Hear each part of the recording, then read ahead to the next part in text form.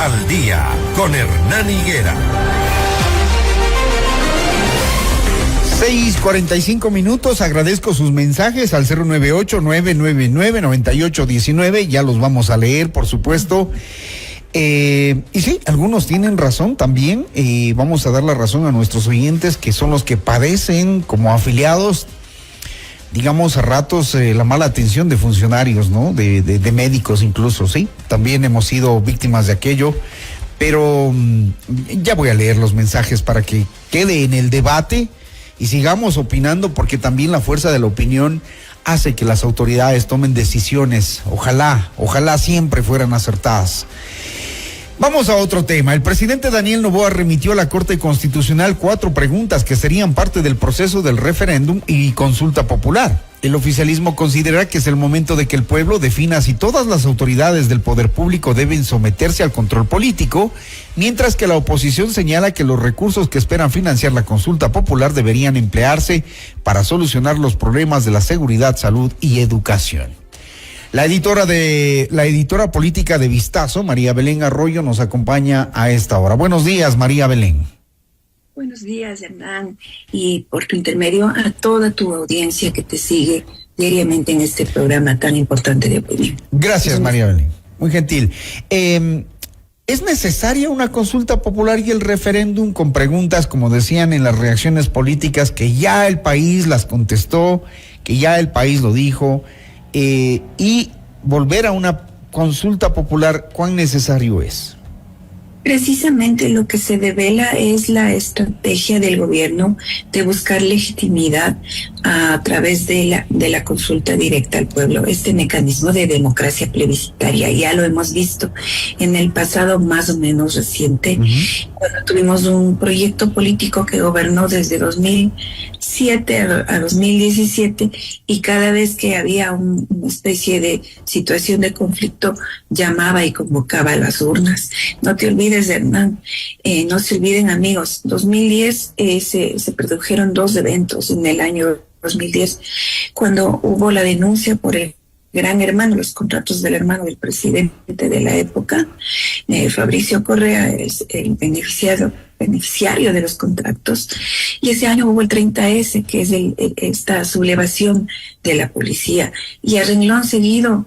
No te olvides, en mayo de 2011 los ecuatorianos fuimos a las urnas para una consulta de varias preguntas, cosas que no tenían tanta relación como la supresión de los casinos, como corridas de toros con muerte del animal o actividades con toros con muerte del animal.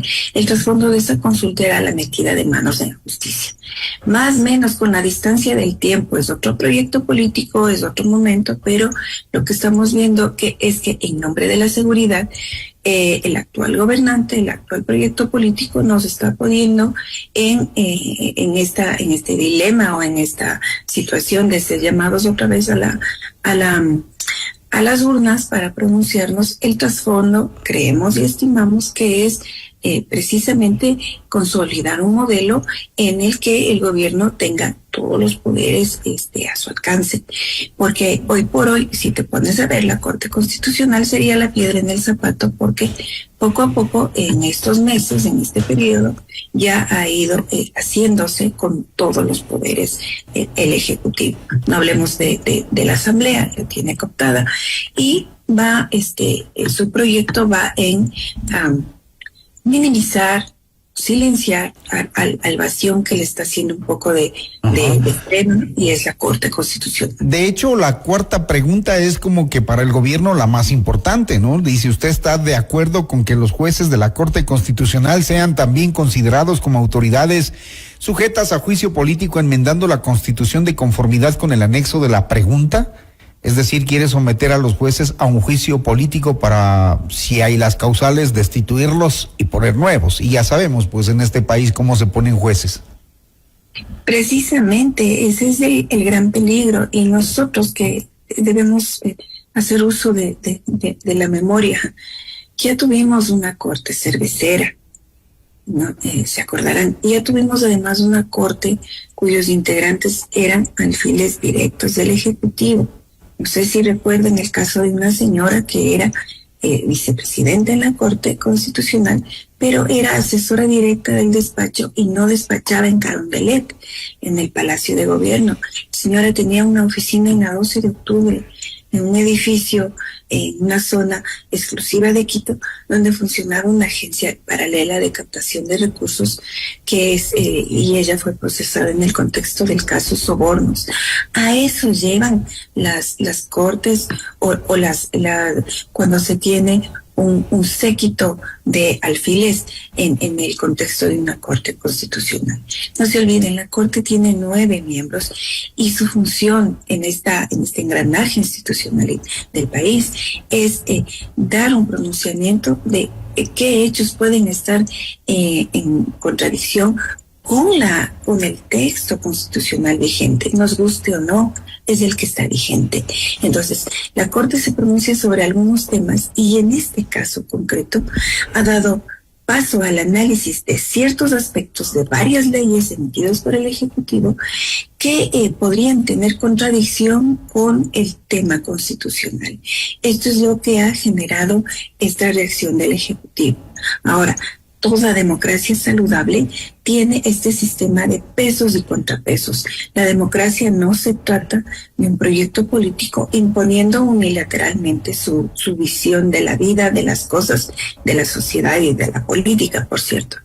La democracia saludable tiene un sistema donde un ejecutivo puede tener una manera de pensar, pero encuentra que alguien le matiza y le dice, mira, pierdas de vista esto, por cuanto te puedes equivocar.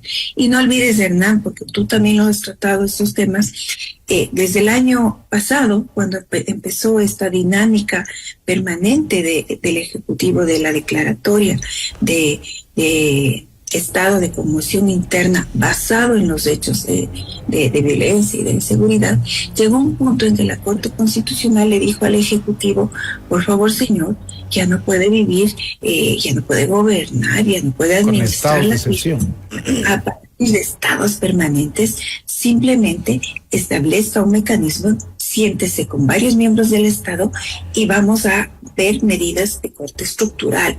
Vamos a analizar el problema ya no simplemente como una emergencia, como una excepcionalidad, ya no lo es. Aquello no le gustó al Ejecutivo, recordarás, Hernán, esto ocurrió ya el año pasado y esto ha generado ya, entiendo, los roces con la Corte Constitucional y hoy por hoy, en nombre del combate a la inseguridad, se les señala a estos jueces como si ellos fueran el enemigo número 1. Cuando tú en tu programa acabas de mencionar uno de los enemigos del Estado es esta incapacidad de identificar los problemas reales con la gente y de establecer prioridades. Prioridad es que la gente tenga seguridad, que tenga salud, que tenga acceso a empleo. Son medidas de fondo para que efectivamente las organizaciones de crimen organizado no encuentren terrenos fértiles en ciertos territorios del país para seguir actuando. Otra de las preguntas es la eliminación del Consejo de Participación Ciudadana y Control Social para adecuar los deberes y las atribuciones de esa entidad a la Asamblea, a la Defensoría del Pueblo, la Contraloría y suprimir este consejo que ha pasado, digamos, de tumbo en tumbo, pero enmendando la Constitución de la República, según consta en el anexo de la pregunta. El Consejo de Participación es un ente que en nombre del bienestar de la ciudadanía, o de la representación sería lo más exacto, de la ciudadanía, ha cometido tremendos abusos de autoridad y ha nombrado, de hecho, ha conducido procesos para nombrar autoridades sumamente cuestionadas. Me refiero a este famoso Contralor 10/10. Sí es un tema de reflexión nacional, sí es un tema de urgencia nacional. A mi modo de ver, sí debe plantearse, pero esta consulta, esta pregunta ya se la fue realizada a los ecuatorianos en un momento. No te olvides, en el año 2018, Lenín Moreno preguntó si se quería funciones del Consejo de Participación Ciudadana y si se podía elegir en las urnas a los miembros. Esto es un despropósito y sin embargo el pueblo dijo sí. Con eso estamos graficando que no siempre la pregunta es la adecuada, que a veces el timing, pues, es decir, el momento claro, el adecuado, y entonces es una trampa también la consulta popular. No es que automáticamente la voz del pueblo es la voz de Dios.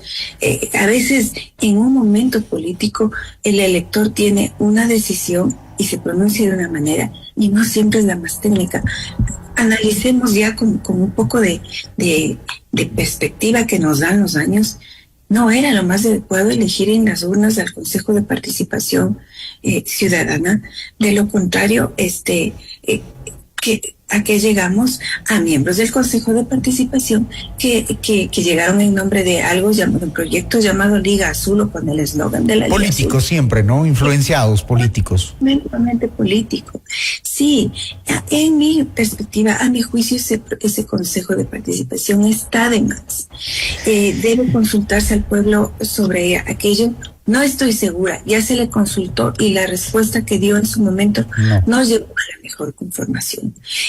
¿Cuál es el camino constitucional? La mejor respuesta al tema lo tienen los propios constitucionalistas.